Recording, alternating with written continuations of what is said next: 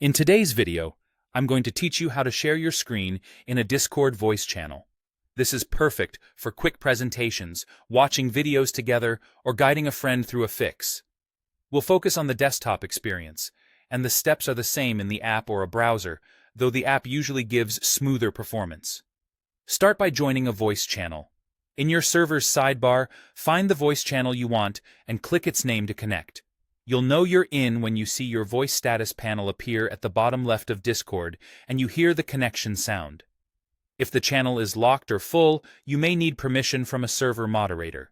Take a moment to make sure you've selected the right microphone and speakers in Discord's voice settings if you plan to talk while you share. Next, look at the bottom left voice status bar for the screen share or go live icon. It looks like a small monitor, sometimes with a broadcast symbol.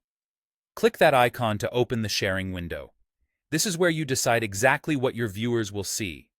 You can choose to share a specific application window or your entire screen. Sharing a single app is great when you want to keep the stream focused and avoid showing your desktop or notifications. Sharing your whole screen is better when you need to switch between programs or demonstrate multiple steps. If you have more than one monitor, select the exact display you want to share.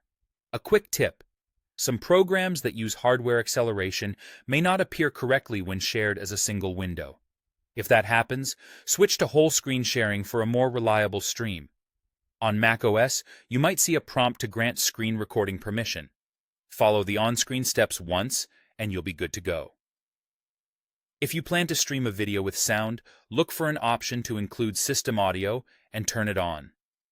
After you've made your selection, confirm any quality settings that appear, then click Go Live to start streaming into the voice channel. You'll see a small preview and a red live badge on your avatar, and people in the channel can click your name to watch.